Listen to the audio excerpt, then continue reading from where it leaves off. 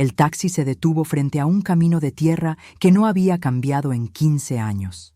El polvo rojo de Jalisco se levantaba con cada brisa, tiñendo el aire de un tono terracota que recordaba las ollas de barro en las que mi abuela cocinaba mole durante las fiestas de San Juan. El conductor, un hombre de bigote espeso y sombrero desgastado, me miró por el espejo retrovisor con esa mezcla de curiosidad y desconfianza que los taxistas mexicanos reservan para los pasajeros que piden destinos extraños, lejos de las luces de Guadalajara. ¿Está segura que es aquí, señorita?, preguntó su acento jalisciense, arrastrando las palabras como un charro guiando un caballo. Este camino lleva a la hacienda Los Remedios, pero hace meses que no viene nadie más que los de la subasta. Completamente segura, respondí, entregándole el pago con un billete extra. Una costumbre que adquirí en Silicon Valley, donde aprendí que la generosidad estratégica abre más puertas que cualquier tarjeta de presentación. El conductor sonrió, sorprendido, y me ayudó a bajar la pequeña maleta que traía, una pieza de equipaje minimalista que contrastaba con los lujos que ahora podía permitirme. Que le vaya bien, señorita. Y tenga cuidado con el sol, está pegando fuerte hoy. En Jalisco, el calor no perdona, como dicen los gimadores. El taxi desapareció en una nube de polvo rojizo, dejándome sola en el camino que conducía a la hacienda Los Remedios.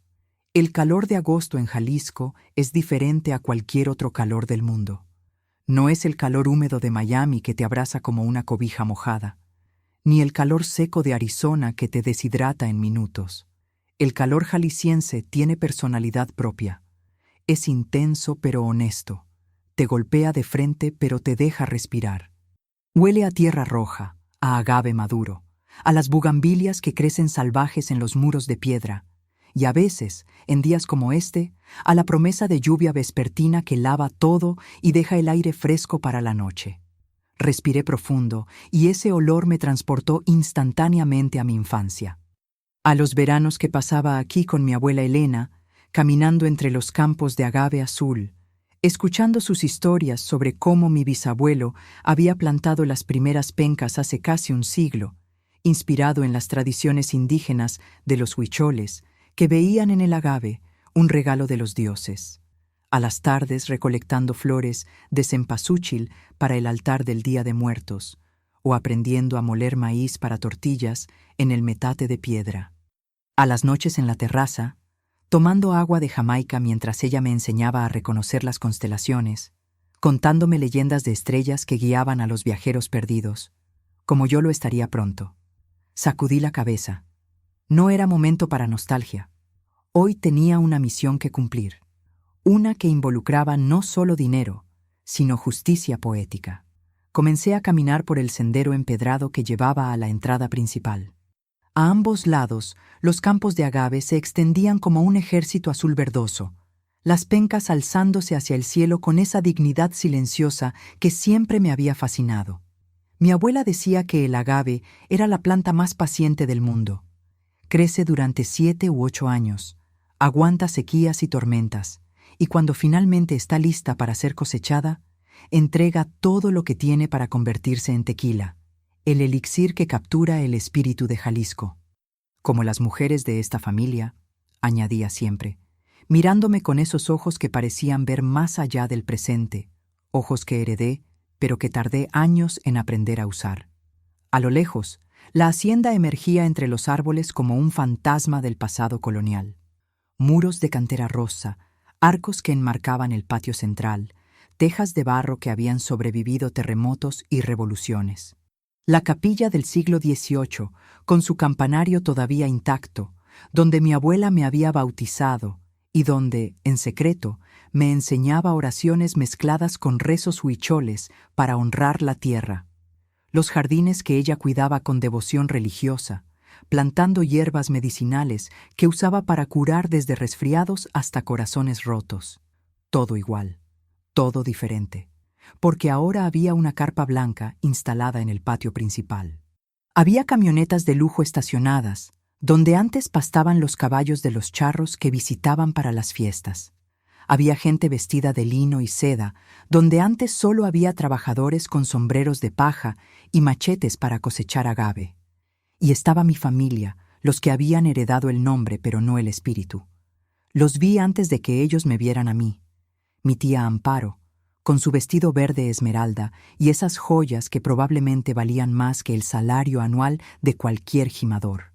Siempre había tenido esa habilidad de verse elegante mientras destilaba veneno por cada poro. Un celos profundo hacia mi abuela que nunca admitió, pero que se manifestaba en pequeñas traiciones, como convencer a mi tío de vender la hacienda para modernizarla. Junto a ella, mi tío Gonzalo, el patriarca autoproclamado de la familia desde que mi abuelo murió. Un hombre que había heredado todo y construido nada, pero que hablaba de el legado familiar, como si él mismo lo hubiera forjado con sus propias manos, ignorando las raíces indígenas que mi abuela honraba. Mis primos estaban ahí también. Ricardo, el mayor, con ese traje italiano que probablemente costó lo que un trabajador del campo gana en 6 meses. Siempre había sido el favorito, el niño dorado, que nunca tuvo que esforzarse por nada porque todo le caía del cielo, pero que en secreto dudaba de su propio valor, como revelaría más tarde en un momento de debilidad. Y Fernanda, su hermana, la que heredó la lengua viperina de su madre y la perfeccionó hasta convertirla en arte, siempre lista para un insulto disfrazado de broma. Al fondo, casi escondida detrás de los demás, estaba Sofía, la más joven de los primos, la que siempre había sido diferente, aunque nunca lo suficiente como para enfrentarse al resto, pero que, como descubriría, tenía un coraje latente esperando el momento oportuno. No me habían visto todavía. Por un momento, consideré dar media vuelta, tomar otro taxi, regresar al aeropuerto, volver a mi vida en San Francisco, a mi departamento con vista a la bahía, a mis reuniones de directorio y mis cenas en restaurantes con estrellas Michelin, donde a veces me encontraba con Javier, mi ex socio y algo más, un hombre que entendía mi ambición, pero nunca mi conexión con esta tierra. Pero entonces recordé la última llamada telefónica con mi abuela, 3 semanas antes de que muriera. «No dejes que la vendan, mija», me había dicho con esa voz que ya sonaba como papel arrugado. «Esta tierra tiene nuestra sangre, nuestras raíces. No la dejes caer en manos de gente que solo ve números donde debería haber historia». Recuerda las fiestas de charrería que organizábamos, con mariachis tocando el son de la negra mientras los charros demostraban su destreza. Eso es Jalisco, no un hotel para gringos. Le prometí que no lo permitiría. Y Rosario Mendoza no rompe sus promesas. Caminé hacia el portón principal con la espalda recta y la cabeza alta. Una lección que aprendí en mis primeros años en Estados Unidos. La postura comunica más que las palabras. Puedes estar muriéndote de miedo por dentro, pero si caminas como si fueras dueña del mundo, el mundo te tratará como tal. El chirrido del portón de hierro forjado llamó la atención de todos. Ese sonido. ¿Cuántas veces lo había escuchado de niña, corriendo hacia los brazos de mi abuela que siempre me esperaba en el patio con un vaso de horchata fresca? O durante las fiestas donde los mariachis llenaban el aire con trompetas y violines. El chirrido llamó la atención de todos, y entonces comenzó. «Miren nada más». La voz de Fernanda cortó el aire como un machete oxidado. «¿Te perdiste, Rosario? El mercado de pulgas es para el otro lado». Las risas brotaron como burbujas de champán barato.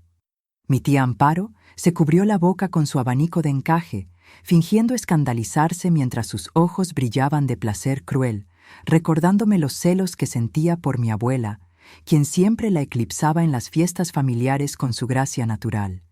Ricardo negó con la cabeza, como si mi presencia fuera una broma cósmica particularmente graciosa, pero vi un destello de duda en sus ojos, como si en el fondo cuestionara su propia vida heredada. No respondí. Seguí caminando.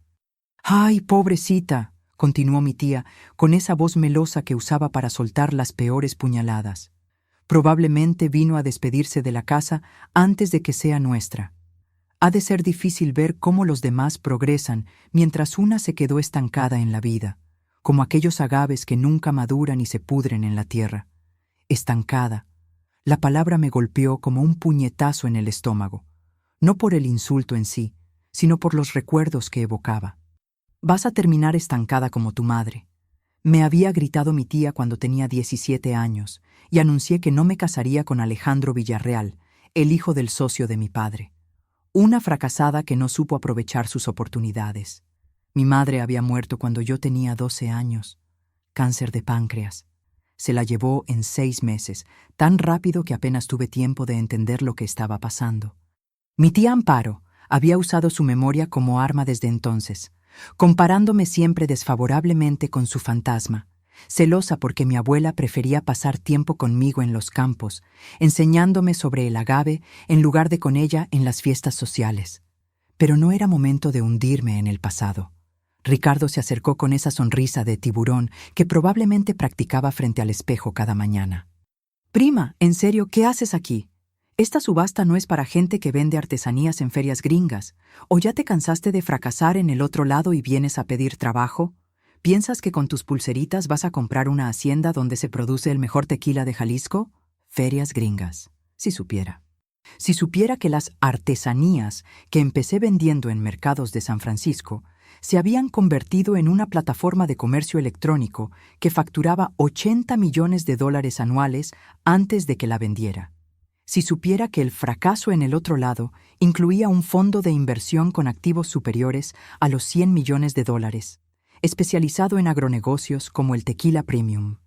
Si supiera que la pobrecita que estaba insultando había cenado con inversores de Silicon Valley, había negociado con fondos soberanos de Abu Dhabi y había rechazado ofertas de trabajo de 3 de las empresas más grandes del mundo, incluyendo una de Javier, quien me propuso matrimonio en una cena con vista al Golden Gate.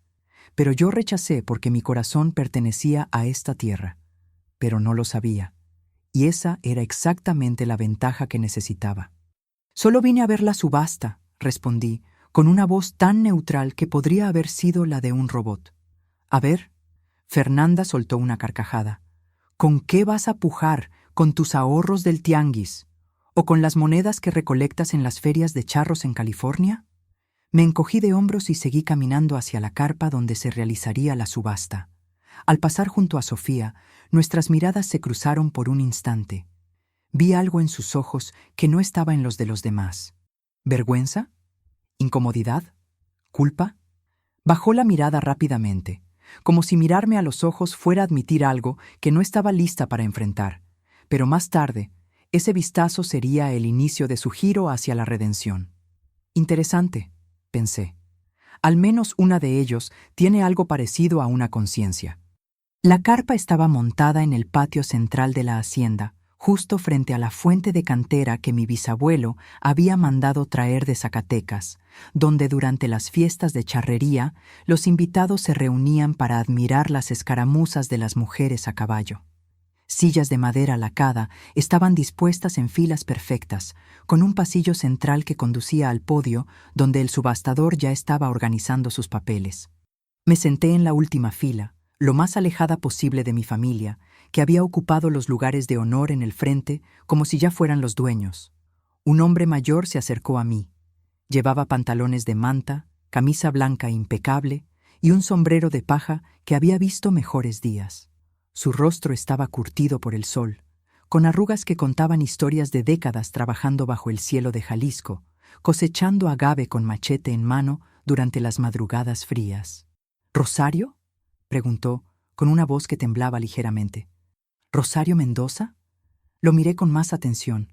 Esos ojos, esa forma de inclinar la cabeza. «¿Don Aurelio?». Una sonrisa iluminó su rostro arrugado. «Alabado sea Dios. Sabía que eras tú desde que entraste por el portón.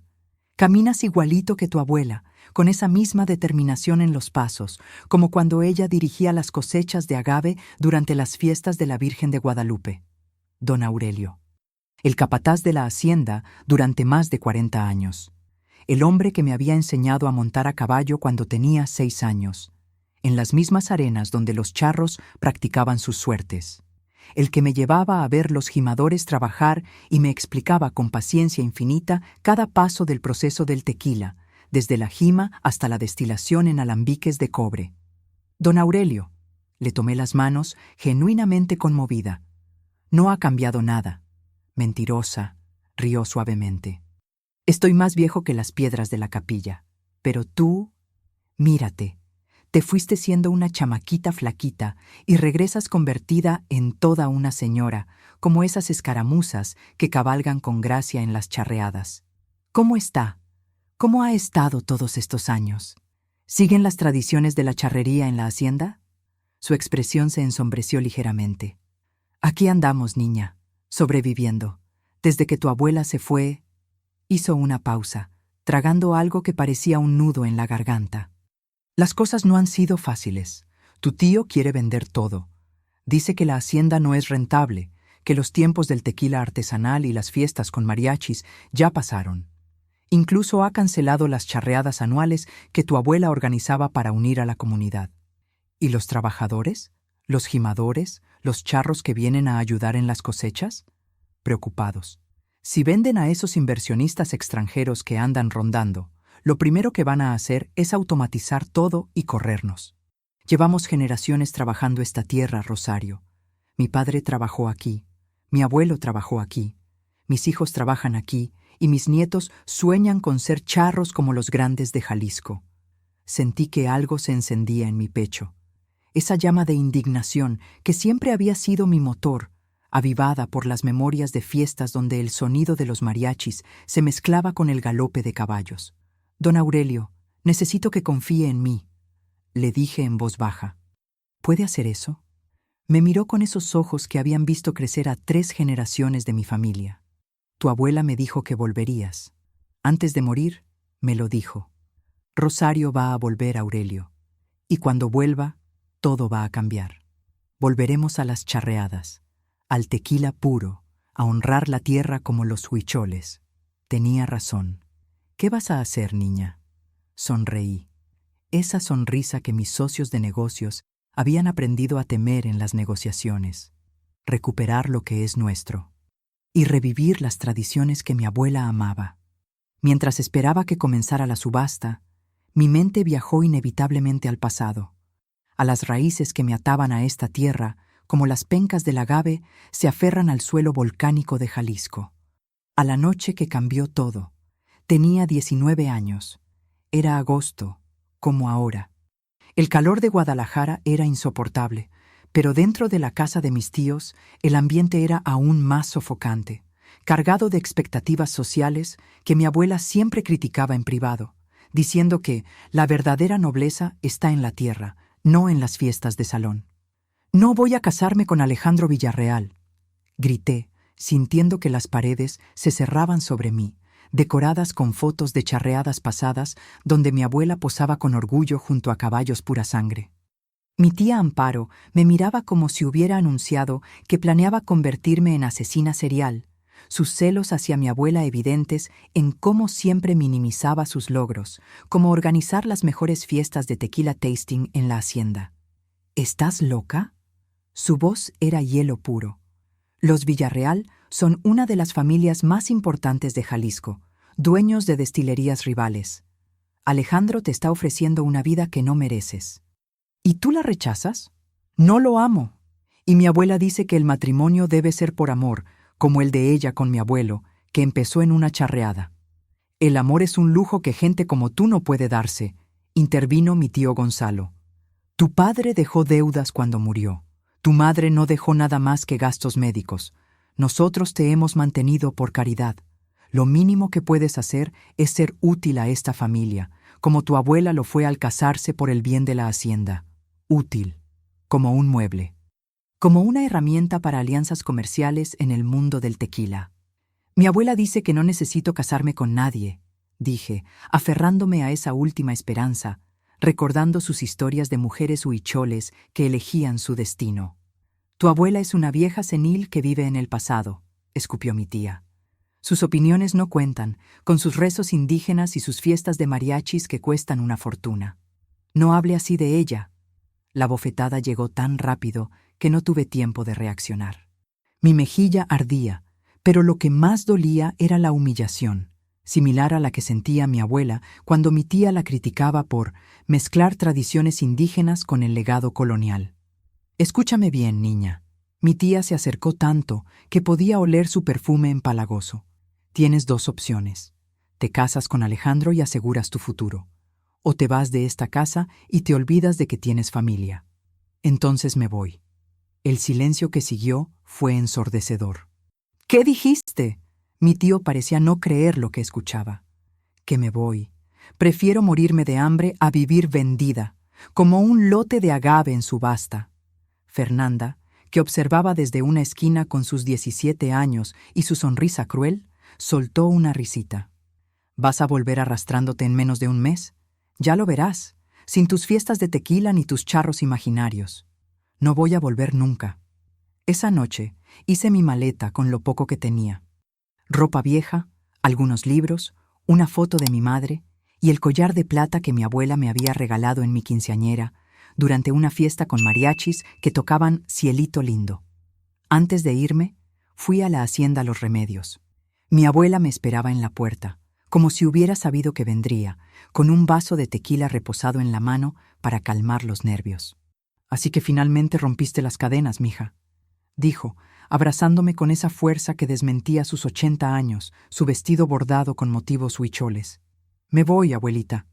No sé a dónde, pero me voy. Lo sé.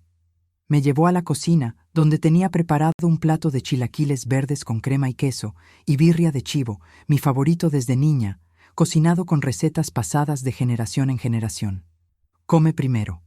Las decisiones importantes no se toman con el estómago vacío, especialmente en Jalisco, donde la comida es el remedio para todo. Mientras comía entre lágrimas, ella se sentó frente a mí y me tomó las manos. Rosario, escúchame bien. La vida no te va a regalar nada. Vas a tener que pelear por cada migaja. Vas a llorar. Vas a querer rendirte. Vas a extrañar esta tierra con cada fibra de tu ser, los sonidos de los mariachis en las fiestas, el sabor del tequila fresco de la cava. Abuelita, pero tú eres fuerte, más fuerte de lo que crees. Llevas la sangre de mujeres que sobrevivieron revoluciones, hambrunas y hombres que pensaban que podían domarnos. No te rindas nunca, ¿me escuchas? Nunca. Honra tus raíces huicholes y jaliscienses. Me dio 300 pesos, todo lo que tenía en efectivo. Es poco, lo sé, pero es honesto, como nuestro tequila. No puedo aceptarlo, abuelita. No te estoy preguntando. También me dio un papel doblado. El teléfono de un conocido en Tijuana. Se llama Ramiro. Es coyote, pero es de confianza. Él te va a ayudar a cruzar. ¿Cruzar? A Estados Unidos, mija. Aquí no tienes futuro. Allá tampoco te van a regalar nada, pero al menos tendrás la oportunidad de construirte uno, lejos de los celos de tu tía. Esa noche crucé la frontera escondida en la cajuela de un carro, rezando rosarios que no había rezado en años, prometiéndole a Dios y a mi madre muerta que si sobrevivía, haría algo con mi vida, reviviría las tradiciones de la hacienda. Sobreviví y cumplí mi promesa.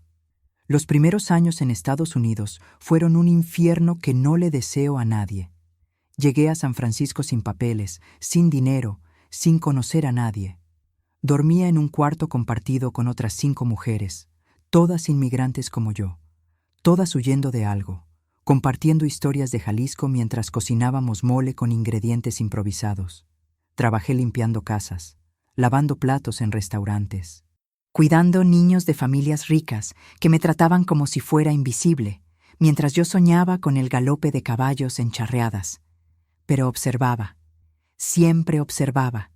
Observaba cómo los ricos manejaban su dinero, cómo hablaban de inversiones y startups, cómo construían imperios mientras yo les servía café, pensando en cómo aplicar eso al tequila artesanal. Y estudiaba.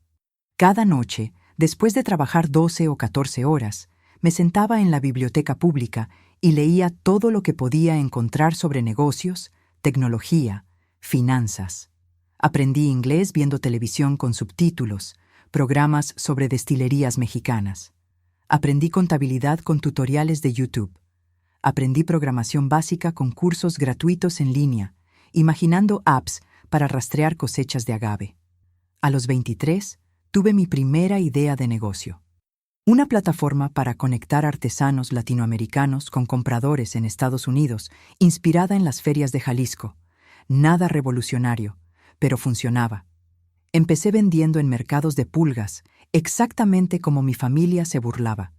Compraba artesanías a cooperativas en México, Guatemala, Perú, y las vendía en ferias y mercados de California, añadiendo botellas de tequila pequeño como regalo.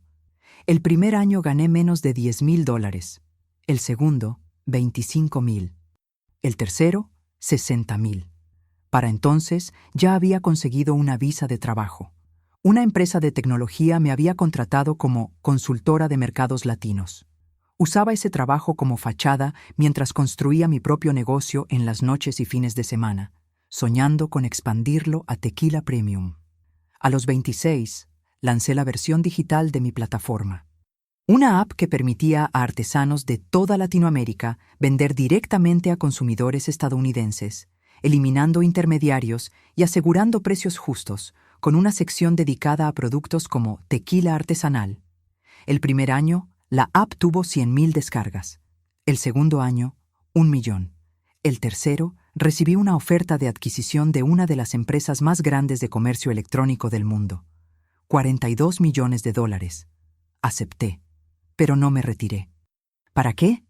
El dinero sin propósito es solo números en una pantalla. Fundé un fondo de inversión especializado en agronegocios latinoamericanos. Invertí en productores de café en Colombia, viñedos en Argentina. Y sí, productores de tequila en Jalisco, manteniendo tradiciones artesanales. Nunca dejé de estar conectada a mi tierra. Nunca dejé de soñar con volver. Y durante todos esos años, cada domingo sin falta, llamaba a mi abuela. Ella nunca me preguntaba cuánto dinero ganaba. Nunca me pedía nada. Solo quería saber cómo estaba, si era feliz, si había encontrado a alguien que me quisiera bien, como Javier, a quien mencionaba a veces, pero ella siempre decía, el amor verdadero viene de la tierra, no de la ciudad. El éxito no se mide en pesos ni en dólares, mija, me decía siempre. Se mide en noches que puedes dormir tranquila sabiendo que no le hiciste daño a nadie y honrando las tradiciones como las charreadas que unen a la gente. Cuando murió hace un año, fue como si me arrancaran una parte del alma. No pude venir al funeral. Estaba cerrando una inversión de $50 millones en Singapur, y mis socios insistieron en que no podía ausentarme. Javier me llamó para consolarme, proponiendo que volviéramos juntos a México, pero rechacé. Necesitaba hacerlo sola. Fue el peor error de mi vida. Pero ahora estaba aquí. Tarde para despedirme de ella, pero a tiempo para cumplir mi promesa. La hacienda. Los remedios no caería en manos de mi familia ni de inversionistas extranjeros. Volvería a donde pertenecía, con charreadas y tequila tasting revividos. El subastador, un hombre canoso con bigote perfectamente recortado, que parecía sacado de una película de la época de oro mexicana, se aclaró la garganta y golpeó ligeramente el podio con su mazo, el sonido ecoando como el golpe de un mazo en una charreada. Damas y caballeros, bienvenidos a la subasta pública de la Hacienda Los Remedios. El murmullo de conversaciones se apagó gradualmente. Mi familia ocupaba las primeras 3 filas, comportándose como si ya fueran los dueños legítimos de la propiedad. Mi tía Amparo se abanicaba con elegancia estudiada.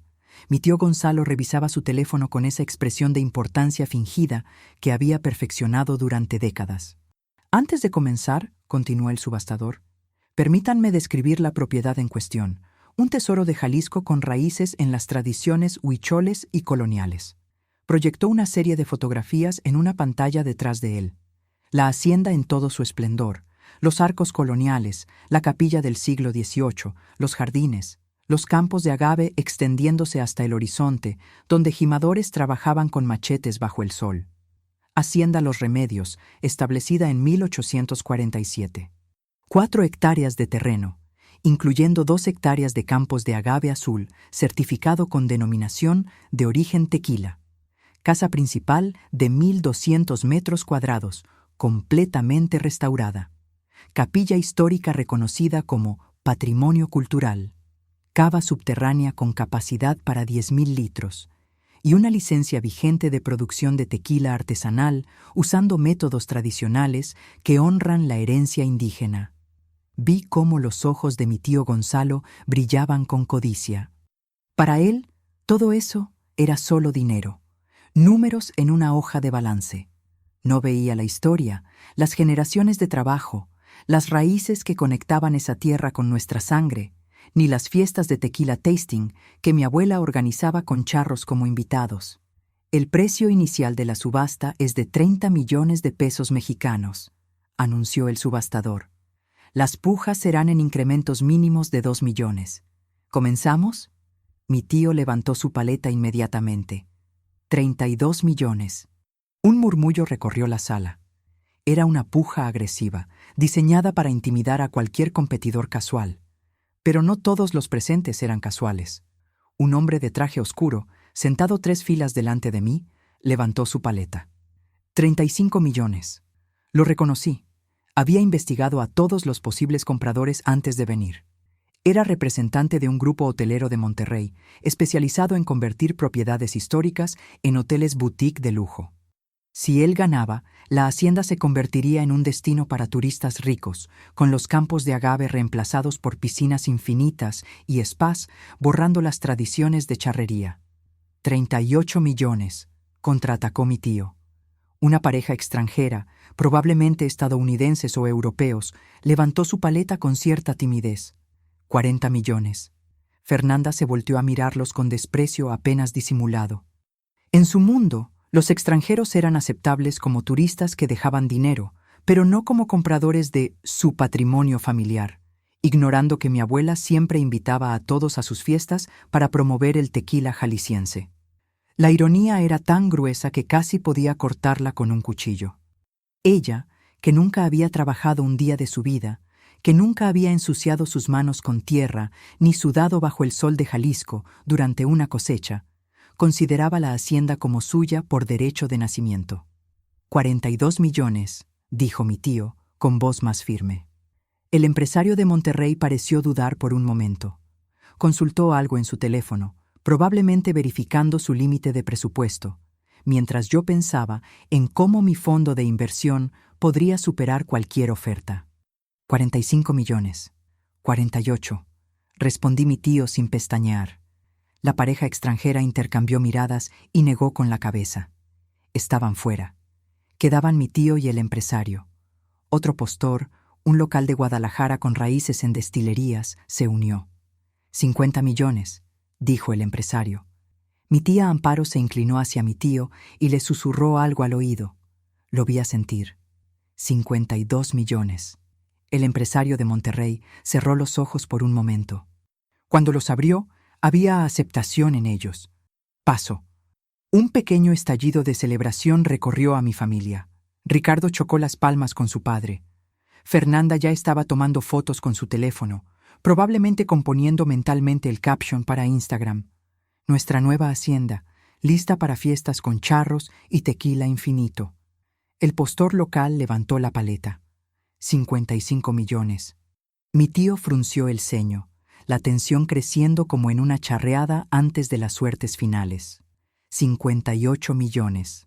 El local dudó, consultando con un asistente, y finalmente pasó. ¿Alguien más?, preguntó el subastador, mirando alrededor de la sala. Tenemos 58 millones de pesos. ¿Alguien ofrece más? Silencio. 58 millones a la una. Vi a don Aurelio al fondo de la sala, junto a otros trabajadores de la hacienda. Sus rostros reflejaban derrota, resignación. Sabían lo que venía si mi tío compraba la propiedad. Despidos, automatización, el fin de una forma de vida que sus familias habían mantenido por generaciones, incluyendo las charreadas comunitarias. 58 millones a las 2. Ahora, me dije. Es ahora o nunca, por la abuela, por el tequila, por Jalisco. Levanté mi paleta. 65 millones de pesos. El silencio que siguió fue tan absoluto que pude escuchar el zumbido de las moscas afuera de la carpa, roto solo por el murmullo de un mariachi lejano en el pueblo cercano. Todos los rostros se voltearon hacia mí, algunos con confusión, otros con incredulidad, y los de mi familia, con una mezcla de shock y furia que me habría parecido cómica si no hubiera estado tan concentrada en mantener mi expresión neutral, pensando en cómo esto era el giro que mi abuela habría aprobado. Mi tía Amparo fue la primera en reaccionar. ¿Qué? Su voz sonó como un graznido. ¿Qué diablos fue eso? ¿Cómo te atreves, después de todo lo que hemos hecho por ti? Es una puja, tía, respondí, con la calma que me habían enseñado 15 años de negociaciones de alto nivel. 65 millones de pesos por la hacienda Los Remedios, para preservarla como mi abuela quería, con charreadas y todo. Ricardo se levantó de su silla tan rápido que casi la tumba. ¡Esto es ridículo! Ella no tiene ese dinero. Es una broma de mal gusto. El subastador, profesional hasta la médula, levantó una mano pidiendo silencio. Señorita, consultó su lista. Mendoza, correcto. Correcto. Rosario Mendoza. ¿Puede confirmar su puja de 65 millones de pesos? La confirmo. Pago inmediato por transferencia bancaria. Fernanda soltó una carcajada que sonaba más a histeria que a humor. ¿65 millones? ¿Tú? ¿De dónde vas a sacar esa cantidad? ¿Vendiendo tus collarcitos de cuentas en Instagram? ¿O con donaciones de charros en ferias? Me permití una pequeña sonrisa. ¿Alguien quiere superar mi oferta?, pregunté, mirando directamente a mi tío. ¿O podemos proceder? Mi tío estaba rojo como un chile habanero. Podía ver las venas de su cuello palpitando, la mandíbula apretada tan fuerte que probablemente estaba a punto de romperse los dientes. 70 millones, dijo, prácticamente escupiendo las palabras. Levanté una ceja. Sabía que estaba llegando a su límite. Había investigado las finanzas de mi familia antes de venir. Mi tío tenía liquidez para aproximadamente 75 millones, pero eso lo dejaría prácticamente en bancarrota. 75 millones, contraataqué. El murmullo en la sala se convirtió en un rugido. La gente no podía creer lo que estaba presenciando.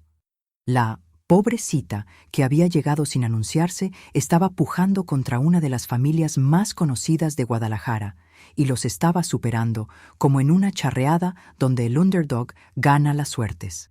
Mi tío miró a mi tía. Vi el pánico en sus ojos. No podían ir más alto. No sin vender otras propiedades, sin liquidar inversiones, sin arriesgar todo lo que tenían. Esto es un fraude, dijo Fernanda levantándose. No puede tener ese dinero. Está mintiendo. Deberían verificar sus fondos antes de continuar o llamar a la policía de Jalisco. Tiene razón, dijo el subastador manteniendo la calma. Para pujas superiores a 50 millones requerimos verificación de fondos. Saqué mi teléfono con toda tranquilidad. Pueden contactar a mi banco. Tengo una carta de crédito lista por 80 millones de pesos. ¿Necesitan el número de referencia? Antes de que el subastador pudiera responder, una voz resonó desde la entrada de la carpa. No será necesario.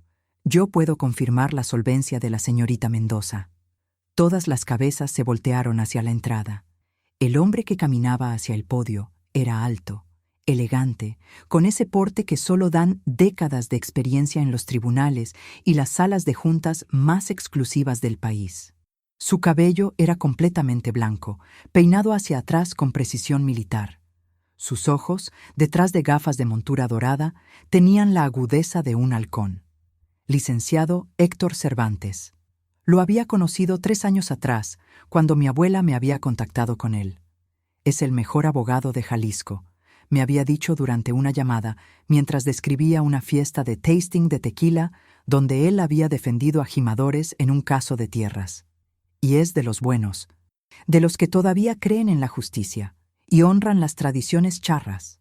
Había estado manejando mis inversiones en México desde entonces.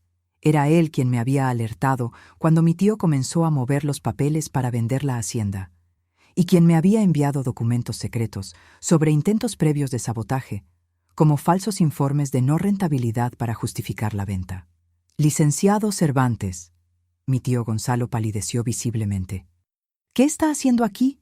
¿Quién lo invitó a esta subasta familiar?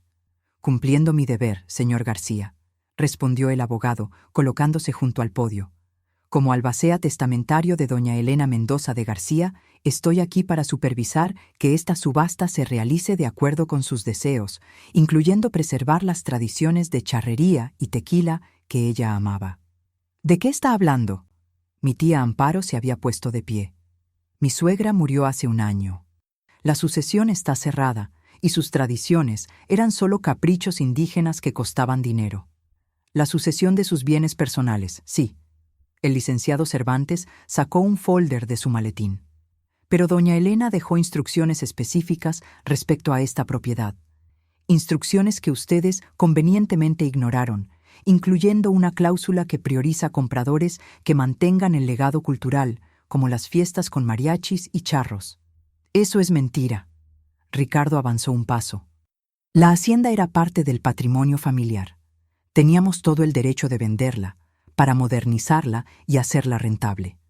Tenían el derecho legal, sí, pero doña Elena expresó claramente en vida que deseaba que la hacienda permaneciera en manos de alguien que entendiera su valor histórico y cultural, alguien que la cuidara como ella la cuidó, organizando tasting de tequila y charreadas para la comunidad.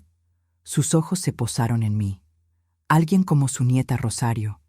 El silencio volvió a caer sobre la carpa, pero esta vez estaba cargado de algo diferente. Ya no era sorpresa, era miedo. Miedo en los ojos de mi familia al darse cuenta de que no tenían el control absoluto que creían tener y que un giro legal los había atrapado. «Esto es absurdo». Mi tío intentó recuperar la compostura. «Rosario no tiene el dinero para esta compra. Es imposible, después de todo lo que pasó». El licenciado Cervantes sonrió. Una sonrisa delgada, casi imperceptible, pero llena de satisfacción.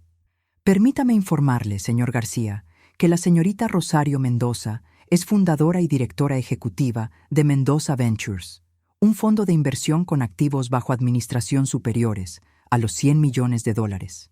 Previamente fue fundadora de Raíces Digital, una plataforma de comercio electrónico que vendió por $42 millones.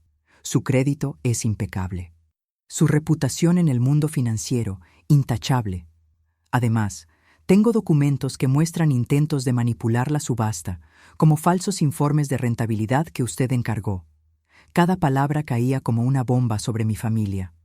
Vi a Fernanda aferrarse al respaldo de su silla, como si necesitara apoyo para mantenerse de pie. Ricardo tenía la boca abierta, literalmente, como un pez fuera del agua, y por primera vez vi duda genuina en él, cuestionando su herencia fácil. Mi tía Amparo había dejado caer su abanico y no se había dado cuenta sus celos hacia mi abuela ahora expuestos. Y mi tío me miraba como si estuviera viendo un fantasma, pero no un fantasma cualquiera, el fantasma de todo lo que él había rechazado, menospreciado y desechado. El fantasma de la niña que había corrido de su casa hace 15 años con 300 pesos en el bolsillo. La transferencia de fondos está lista, continué, disfrutando quizás más de lo que debería cada segundo de este momento. 80 millones de pesos disponibles. Si alguien quiere superar mi oferta de 75 millones, adelante. El subastador miró a mi tío. «Señor García, ¿desea hacer otra puja?» Mi tío abrió la boca. La cerró. La volvió a abrir. Nosotros, di algo». Mi tía le jaló del brazo. «No podemos dejar que ella nos gane, no después de todo». Pero mi tío sabía la verdad. Sabía que no podía ir más alto sin destruir financieramente a la familia. 75 millones ya estaba fuera de su alcance. 80 era un sueño imposible. «Paso», murmuró finalmente, y la palabra sonó como el cristal rompiéndose. «¿Alguien más?» El subastador miró alrededor. «¿Nadie?»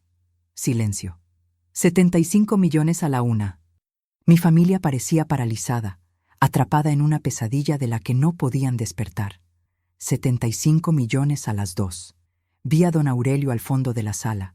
Sus ojos estaban húmedos. Sus manos, esas manos que habían trabajado esta tierra durante más de 40 años, estaban unidas frente a su pecho como si estuviera rezando a la Virgen de Zapopan. «¡Vendido!». El mazo golpeó el podio con un sonido que resonó en mi alma. A la señorita Rosario Mendoza por 75 millones de pesos. Los minutos siguientes fueron un caos controlado. Firmé los documentos de compra con mano firme, sin permitir que el temblor de adrenalina que sentía por dentro se manifestara. El licenciado Cervantes supervisó cada firma, cada sello, cada cláusula, revelando más giros como una cláusula oculta de la abuela que impedía ventas a familiares sin aprobación comunitaria. Mientras tanto, mi familia intentaba procesar lo que acababa de suceder. Podía sentir sus miradas clavadas en mi espalda como dagas, pero no me volteé. No todavía. Dentro de mí, un dilema moral surgía. ¿Era esta venganza justa? ¿O solo perpetuaba el ciclo de dolor familiar? Mi abuela siempre decía, la justicia no es venganza, es equilibrio, como el balance en una charreada. Cuando terminé de firmar el último documento, me permití un momento de silencio. Un momento para agradecer a mi abuela, donde quiera que estuviera, por creer en mí cuando nadie más lo hacía, y cuestionarme si el perdón era posible. Entonces me di la vuelta. Mi tía Amparo fue la primera en acercarse. Su expresión había cambiado completamente. Ya no había desprecio en sus ojos.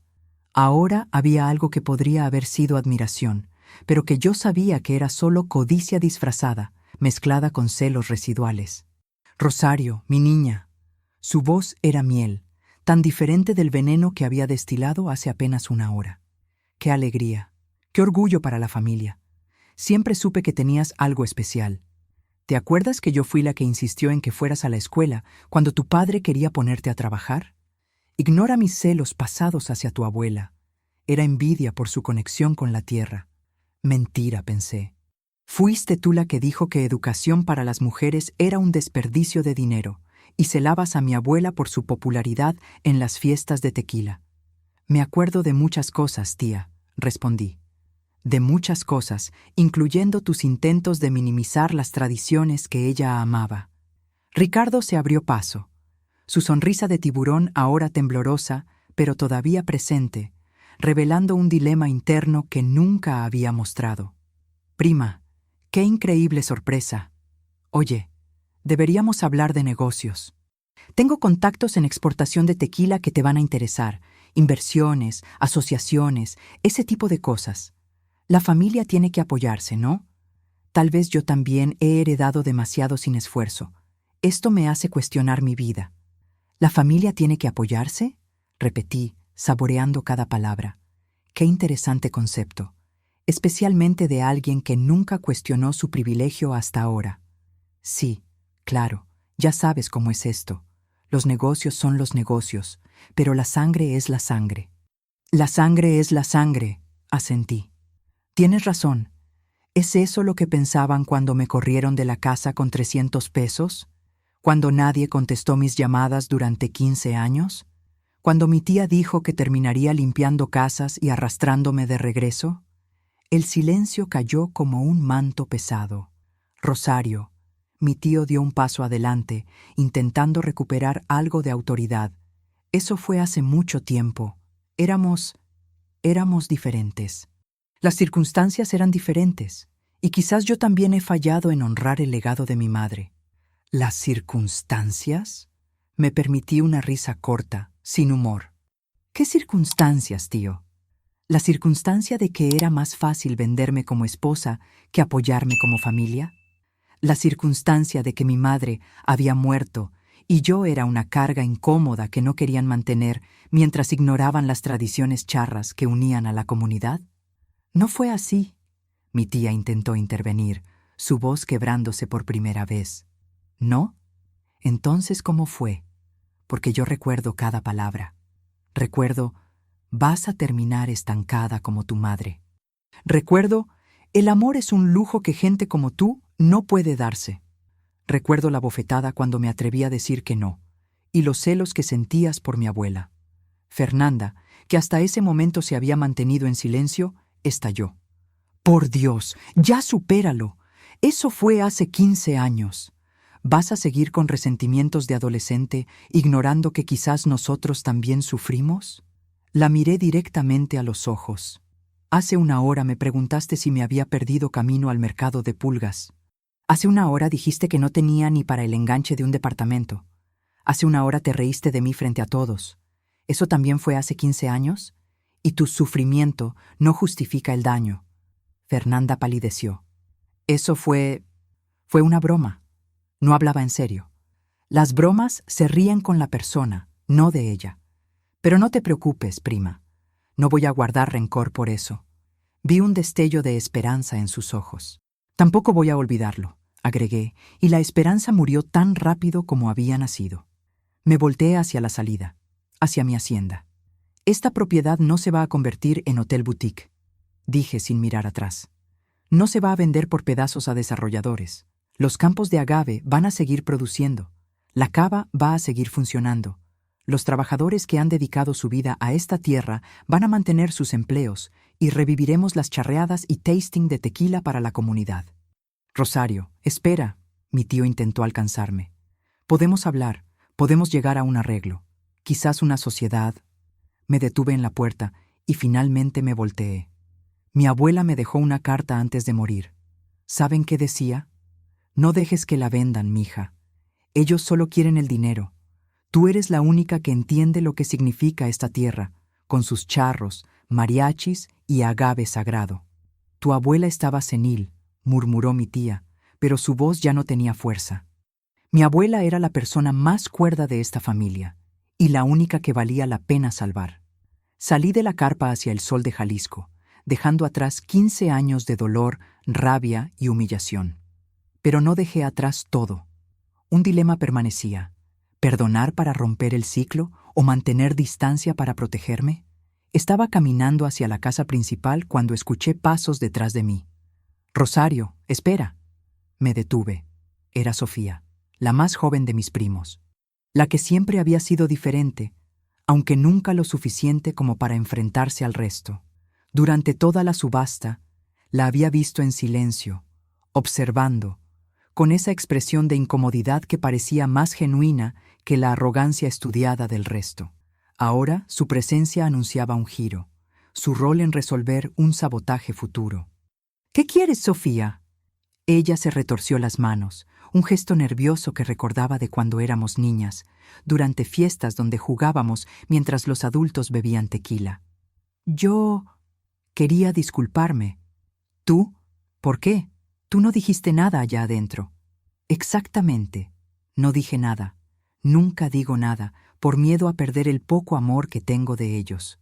Nos miramos por un momento. Ella tenía 26 años ahora, pero en ese instante parecía mucho más joven. Vulnerable de una manera que el resto de la familia había olvidado cómo ser, como yo lo fui antes de cruzar la frontera. Cuando te fuiste, continuó, yo tenía 11 años. No entendía bien qué estaba pasando. Solo sabía que mi prima favorita se había ido y que todos decían que era porque habías hecho algo malo. Recuerdo las fiestas sin ti, donde mi madre criticaba a la abuela por favorecerte. ¿Tu prima favorita? Tú eras la única que jugaba conmigo. ¿Te acuerdas? Me enseñaste a hacer trenzas durante una charreada. Me leías cuentos de leyendas huicholes cuando mis papás estaban en sus fiestas. Me hacías sentir que no era invisible mientras yo veía cómo te trataban. Recordaba, vagamente, como un sueño de otra vida.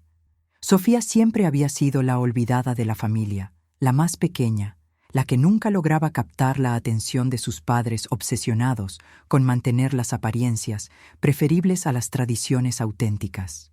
Cuando crecí, siguió, empecé a entender lo que había pasado realmente.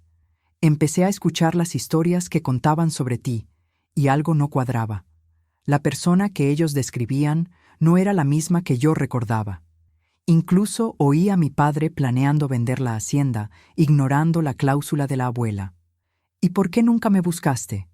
La pregunta la tomó desprevenida. Porque tenía miedo, admitió, con la voz quebrándose. Miedo de que me rechazaran como te rechazaron a ti. Miedo de no ser lo suficientemente fuerte para sobrevivir sola. Miedo de todo, incluyendo confrontar sus planes de sabotaje. El silencio entre nosotras se llenó del canto de los pájaros y el susurro del viento entre los campos de agave. Sé que no tengo derecho a pedirte nada, dijo Sofía. Sé que mi silencio durante todos estos años me hace cómplice, pero quería que supieras que lamento cómo te trataron, cómo te tratamos, y que me avergüenzo de no haber tenido el valor de defenderme ni de defenderte. Si hay algo que pueda hacer, La miré fijamente, buscando en sus ojos alguna señal de falsedad, pero solo encontré dolor, vergüenza genuina y algo que parecía esperanza. No te voy a mentir, Sofía, dije finalmente. No puedo olvidar 15 años de silencio. No puedo pretender que todo está bien solo porque ahora me pides perdón. Pero veo que eres diferente. Vi cómo sus ojos se humedecían. Pero, continué, tampoco voy a juzgarte para siempre por los pecados de tu familia. Eras una niña cuando me fui. No tenías el poder de cambiar nada, y si quieres probar tu coraje, quizás en el futuro, ahora tampoco lo tengo, murmuró. Todavía vivo con ellos, todavía dependo de ellos, pero oí planes para sabotear la hacienda si la ganas, como envenenar los agaves o falsos reclamos legales. Eso fue el giro que no esperaba, un sabotaje planeado. ¿Sabotaje?, pregunté, mi dilema moral intensificándose. ¿Confiar en ella o proteger la hacienda sola? Sofía asintió. Mi padre mencionó contactos para complicar las cosas. No quiero ser parte de eso. Si me das una oportunidad, puedo advertirte o incluso detenerlos. Cuando lo sepas, le dije, cuando decidas qué tipo de persona quieres ser, mi puerta está abierta. Pero tiene que ser tu decisión, no la de tu madre, ni la de tu padre, ni la de nadie más. Prueba tu lealtad. Sofía asintió lentamente, limpiándose una lágrima que había escapado por su mejilla. Gracias, Rosario. No me agradezcas todavía. Agradéceme cuando hayas hecho algo que valga la pena agradecer, como detener un sabotaje. Me di la vuelta y seguí caminando hacia la casa. Pero algo había cambiado. Una pequeña grieta en el muro que había construido alrededor de mi corazón. Una grieta que podría crecer o podría cerrarse para siempre, dependiendo de cómo Sofía resolviera el giro del sabotaje. Esa noche, caminé sola por los jardines de la hacienda Los Remedios. El sol se había puesto hace una hora, dejando el cielo pintado en tonos de morado y naranja que solo Jalisco puede producir. Las estrellas comenzaban a aparecer, una a una, como viejas amigas que volvían a visitarme, recordándome las noches de charreada donde mi abuela organizaba fogatas para contar leyendas. El olor de la tierra después de la lluvia vespertina me envolvía como un abrazo.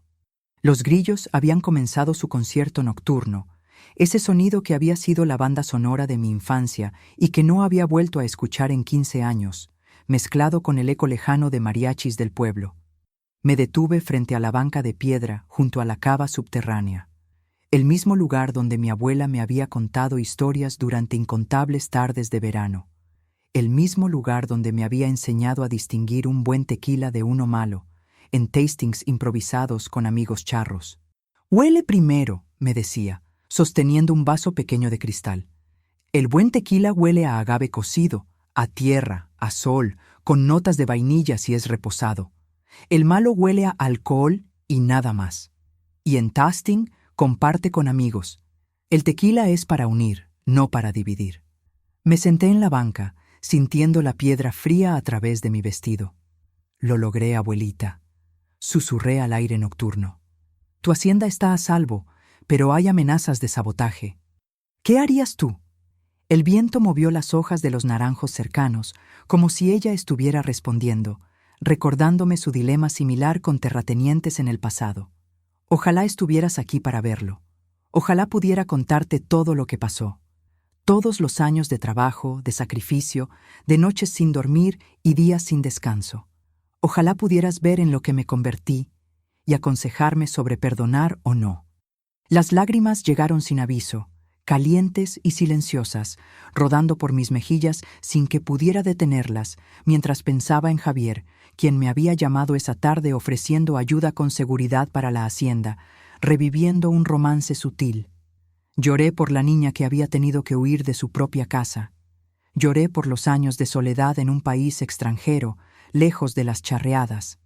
Lloré por todas las veces que quise rendirme y no lo hice. Y lloré por mi abuela, la única persona que había creído en mí cuando yo no creía en mí misma. Cuando finalmente se me acabaron las lágrimas, me sentí extrañamente liviana, como si hubiera soltado un peso que no sabía que estaba cargando. El teléfono vibró en mi bolsillo. Lo saqué y vi una avalancha de mensajes. Ricardo. Prima, necesitamos hablar. Podemos llegar a un acuerdo, quizás yo pueda cambiar. Fernanda. No puedes hacernos esto. Somos familia. Mi tía Amparo. Rosario, hija, no seas rencorosa. El pasado es el pasado. Mis celos eran infantiles. Mi tío Gonzalo. Llámame. Tenemos asuntos que discutir, incluyendo planes B. Y 3 mensajes de Sofía. Gracias por escucharme hoy. Voy a pensar en lo que me dijiste. Oí más sobre el sabotaje. Involucra envenenar agaves esta semana. Puedo detenerlo si me ayudas. Silencié el teléfono y lo guardé. No tenía nada que discutir con ellos. No tenía arreglos que hacer. La hacienda era mía ahora, legalmente y moralmente. Lo que hiciera con ella no era asunto de nadie más, pero el mensaje de Sofía activaba el giro. Necesitaba decidir si confiar. 2 semanas después, el sabotaje se materializó. Desperté con llamadas de don Aurelio, pencas de agave marchitas en un sector, envenenadas con químicos. Mi dilema moral picked: ¿acusar a la familia directamente o usar esto para probar a Sofía? Llamé a Javier, quien llegó desde San Francisco para ayudar con investigación, reavivando nuestro romance sutil en cenas con tequila tasting. Esto es más que negocios, dijo él. Es tu legado. Sofía apareció esa noche, confesando. Mi padre contrató a un ex gimador desleal. Lo detuve. Convencí al hombre de confesar. Aquí está la evidencia, grabaciones, documentos. Su acción resolvió el sabotaje, salvando los campos y probando su redención. Gracias, le dije. Esto cambia todo. Bienvenida a la hacienda, como aliada. El giro fortaleció mi resolución. Perdón selectivo, justicia equilibrada. Los días siguientes fueron un torbellino de actividad. El licenciado Cervantes se encargó de todo el papeleo legal, asegurándose de que la transferencia de propiedad fuera impecable, incluyendo cargos contra el saboteador. Don Aurelio organizó una reunión con todos los trabajadores de la hacienda, donde les aseguré personalmente que sus empleos estaban a salvo, y planeamos revivir tradiciones. Nada va a cambiar, les dije, parada frente a un grupo de hombres y mujeres que me miraban con una mezcla de esperanza y cautela. Bueno, algunas cosas van a cambiar. Van a ganar más. Van a tener mejores condiciones. Pero el trabajo, la tierra, la tradición, eso sigue igual, con charreadas mensuales y tasting de tequila para la comunidad. Una semana después del sabotaje, organicé una gran celebración en la hacienda para marcar el nuevo comienzo. Invité a los trabajadores y sus familias, al licenciado Cervantes, a algunos contactos de negocios que habían volado desde Estados Unidos, incluyendo Javier, quien se quedó más tiempo de lo planeado, explorando un romance renovado, y a Sofía como invitada de honor. Los mariachis tocaban en el patio central, con trompetas y violines resonando el mariachi loco, mientras los niños corrían entre los arcos coloniales. Charros locales demostraron suertes en la arena, galopando caballos con gracia, honrando las tradiciones que mi abuela amaba. Javier, fascinado, participó en un tasting guiado, susurrándome. Esto es lo que te hacía falta en San Francisco. Raíces reales. Bonita fiesta, dijo una voz a mi lado. Era el licenciado Cervantes, con un vaso de tequila en la mano. Gracias por todo lo que hizo. No habría sido posible sin usted, ni resolver el sabotaje. Yo solo cumplí los deseos de doña Elena. El mérito es suyo, señorita Mendoza. ¿Sabe qué es lo irónico? Dije, mirando hacia los campos de agave que se extendían más allá de los jardines. Pasé 15 años construyendo algo en Estados Unidos, pero nunca me sentí en casa. Ahora, después de una semana aquí, siento que finalmente llegué a donde pertenezco. Quizás era el plan desde el principio. El abogado sonrió. Quizás necesitaba irse para poder volver. Más fuerte. Mi teléfono vibró. Era Sofía, ahora trabajando en la hacienda. Gracias por la oportunidad. La fiesta es increíble. Los charros me recordaron por qué vale la pena luchar. Miré el mensaje por un momento largo. ¿Buenas noticias?, preguntó el licenciado Cervantes. Posiblemente, respondí. Posiblemente, el comienzo de una familia reconstruida. 3 meses después. El sol de noviembre era más gentil que el de agosto, dorando los campos de agave con una luz casi mágica. Los preparativos para el Día de Muertos estaban en marcha. Había instalado un altar especial para mi abuela en la capilla del siglo XVIII. Su foto, rodeada de velas, flores y sus cosas favoritas, un vaso de tequila añejo, un libro de poesía de Sor Juana y el collar de plata que me había regalado, junto a un sombrero de charro en honor a sus fiestas. «Te extraño todos los días», le dije al altar, «pero creo que finalmente entiendo lo que querías que aprendiera.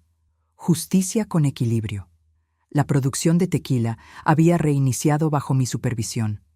El primer lote de la nueva era, como lo llamaba don Aurelio, estaba fermentando en las tinas de madera que mi bisabuelo había construido hace casi un siglo. Sería un tequila premium, orgánico, de edición limitada, con tasting eventos mensuales.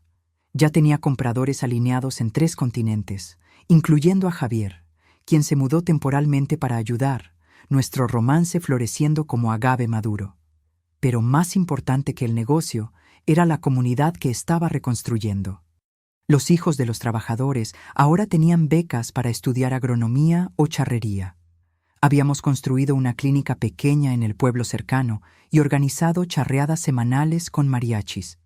Sofía había venido a vivir a la hacienda, trabajando en marketing para el tequila, su redención completa después de resolver el sabotaje. Cada visita era más larga que la anterior. La última vez me había confesado que estaba pensando en expandir las fiestas, invitando a charros famosos. «No sé si tengo la fuerza que tú tienes», me dijo, sentada en la misma banca donde yo había llorado aquella primera noche durante un tasting con Javier. «La fuerza no es algo con lo que naces», le respondí. «Es algo que construyes, decisión por decisión, día por día, como resolver un sabotaje». Mi familia había dejado de intentar contactarme después del segundo mes. Escuché por el licenciado Cervantes que estaban pasando por dificultades financieras, que la subasta y el sabotaje fallido los había dejado en una posición precaria. No sentí satisfacción al escucharlo. Tampoco sentí tristeza, solo una especie de aceptación distante, con un dilema resuelto. Perdón para Sofía, distancia para los demás. La noche del Día de Muertos, caminé sola entre los altares que los trabajadores habían construido para sus propios difuntos. Las velas parpadeaban en la oscuridad, creando constelaciones de luz en el patio de la hacienda. El olor a copal se mezclaba con el de las flores y la tierra húmeda. Alguien tocaba una guitarra en algún lugar, una melodía suave y melancólica que hablaba de pérdida y recuerdo, mientras mariachis preparaban un tributo. Me detuve frente al altar de mi abuela. «Hola, abuelita», susurré. «Vine a contarte cómo va todo, incluyendo el romance con Javier y la redención de Sofía. Te quiero, abuelita. Siempre te voy a querer». Me quedé ahí un rato más, en silencio, sintiendo su presencia en el aire, en la tierra, en todo lo que me rodeaba, incluyendo el tequila que compartí con Javier esa noche. Cuando finalmente me di la vuelta para regresar a la casa, sentí una paz que no había conocido en 15 años. La hacienda Los Remedios tenía una nueva dueña, y yo, finalmente, había encontrado mi hogar, con raíces firmes y alas para volar. Si esta historia de venganza, superación y tradiciones mexicanas te emocionó, dale like, suscríbete al canal para más relatos inspiradores, comenta abajo qué harías tú en el lugar de Rosario, y comparte con alguien que necesita un boost de empoderamiento.